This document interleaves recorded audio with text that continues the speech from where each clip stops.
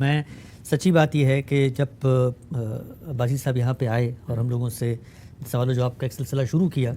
تو شروع میں یہی اندازہ ہوتا تھا کہ بھائی ایک ذہین آدمی ہیں، کوئی انٹلیکچولی ہم سے زیادہ کنیکٹ کریں گے اور کرتے بھی ہیں، لیکن یہ حقیقت ہے کہ ہم نے بھی ان کے اندر جو اصل تبدیلی دیکھی، جو سوال ہمارے بھائی نے پوچھا تھا تو میں اس سوال کا جواب دے رہا ہوں، وہ اصل تبدیلی اسی معاملے میں تھی کہ ان کی نمازوں کے اندر اہتمام ہوا، بلکہ ہم سے اگر کمی کوتاہی کہیں ہو جائے تو الحمدللہ یہ ہمیں یاد دلا دیتے تھے۔ اور سب سے بڑھ کے میں ایک بات عرض کروں کہ جب یہ اس طرف آئے اور ان سے کیونکہ یہاں پر آئے، یہاں پر 6 مہینے کے قریب رہے تھے، سینٹر میں پڑھتے رہتے تھے، ہمارے ساتھ پورا دن قرآن پڑھتے تھے، حدیث پڑھتے تھے، چیزیں وغیرہ، تو ایک ان کی ایک بڑی ہی اذیت آمیز عادت تھی کہ جس سے بڑی تکلیف ہوتی تھی، سچی بات یہ ہے، اور وہ یہ تھی کہ یہ سگریٹ بہت پیتے تھے۔ اور میں تو ان سے اکثر کہتا تھا کہ بھائی آپ سے تو سگریٹ کے وقفوں میں ہی ملاقات ہوتی ہے، تبادلہ خیال ہوتا ہے، لیکن میں پچھلے دنوں اسلام آباد گیا تو ایک چیز نے مجھے اس قدر خوشی اور اس قدر راحت اور مسرت کا جذبہ میرے اندر پیدا کیا، اور میں اکثر جب یہ آئے تھے یہاں پر لوگ بھی کہتے تھے کہ یار یہ بندہ سگریٹ بہت پیتا ہے، دیکھو دین کی طرف تو آ گیا ہے، نیک بھی بہت ہو گیا لیکن سگریٹ بہت پیتا ہے، تو میں ان سے کہتا تھا بھائی آپ صبر کریں اور اللہ تعالیٰ انشاءاللہ توفیق دیں گے، ہدایت دیں گے، کوئی حرام چیز تو نہیں ہے لیکن ایک ایسی عادت ہے کہ جو لوگوں کے لیے بھی بسا اوقات اذیت کا باعث بن جاتی ہے، اور وہ پاکیزہ اس میں نہیں ہے، اور وہ ظاہری بات ہے کہ اللہ سے کوئی ڈرنے والا آدمی ہوگا، وضو میں رہنے والا آدمی ہوگا تو اس کی کوشش ہوگی جو اللہ کے حضور میں جاتا ہے 5 وقت کہ اپنے آپ کو اس طرح کی عادات سے آلودہ نہ کرے۔ تو دلچسپ بات یہ ہے کہ میں نے کبھی ان سے گفتگو نہیں کی تھی، نہ ان کو قائل کیا، میں نے کہا چلیں ایک سفر ہے، چلتے رہیں گے، اللہ تعالیٰ سے دعا کرتے ہیں۔ ہماری جب اسلام آباد میں ملاقات ہوئی اور انہوں نے مجھے بتایا، یعنی ایک شخص جو میں مطلب اپنے حافظے کی حد تک یہ بتا رہا ہوں کہ 30 سے 40 سگریٹ پینے والا آدمی اور ایک سے دوسری سگریٹ سلگانے والا آدمی، اس نے یک سگریٹ چھوڑ دی، بالکل ترک کر دی، اور یہ میں واقعہ سنا بھی اس لیے رہا ہوں کہ دوبارہ شروع مت کر دیجیے گا، یہ میں ریکارڈ پہ لے آیا ہوں۔ تو میں نے بھائی صاحب سے پوچھا، میں نے کہا یار بھائی صاحب یہ آپ نے سگریٹ جیسی چیز چھوڑ دی، ان کے ہاں بچے کی ولادت ہوئی اس موقع پہ نہیں چھوڑا، انہوں نے شعوری طور پہ اسلام قبول کیا اس موقع پہ نہیں چھوڑا،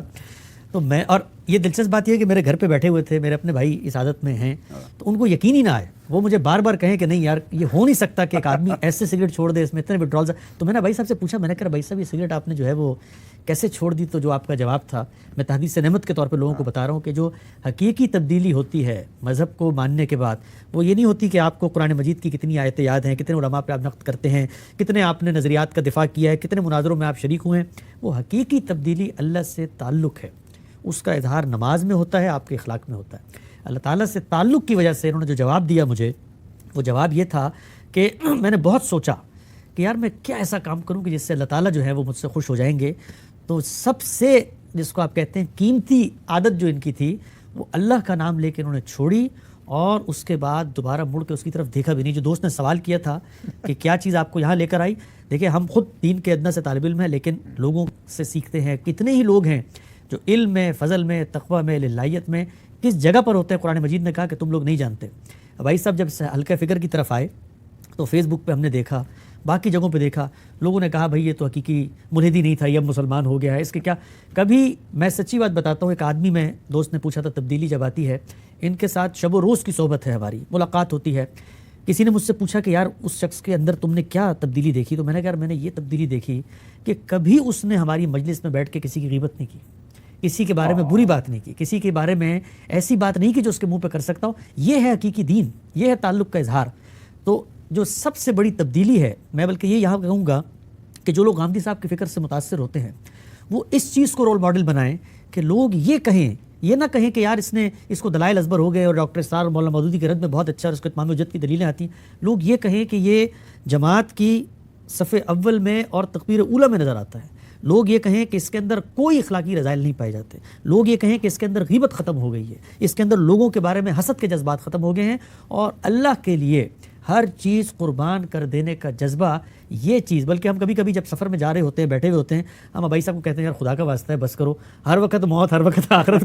کو دنیا کو دیکھ لینے دو۔ تو حقیقی تبدیلی اصل میں شعور کی سطح پر تب آتی ہے کہ جب آپ اللہ کو پہچانتے ہیں اور اللہ سے تعلق کا ظہور ہوتا ہے۔ اور میں نے ان سے پھر دوبارہ بھی بار بار فون کر کے میں پوچھتا رہا جب میں اسلام آباد سے آیا کہ بھائی سگریٹ تو نہیں شروع کی، تو انہوں نے ایک ہی جواب دیا کہ بھائی اللہ کے لیے چھوڑی ہے، اور اتنے گھاٹے کا سودا میں نہیں کروں گا کہ اللہ اس کا بدلہ مجھے اتنا بڑا دے اور میں عادت دوبارہ کر لوں۔ تو ہم سب کو بھی، بلکہ اس میں ایک پیغام ہے نوجوان نسل کے لیے، اور وہ لوگ جو بڑی دیرینہ عادات میں مبتلا ہیں، کبائر کی صورت میں یا صغائر کی صورت میں، گناہوں میں، وہ اگر ہمت کریں، حوصلہ کریں اور اپنے اللہ کے لیے قربانی دیں۔ آپ یہ دیکھیے اللہ تعالیٰ کیا کہتے ہیں، اللہ تعالیٰ یہ کہتے ہیں کہ میں تمہارا منتظر ہوں،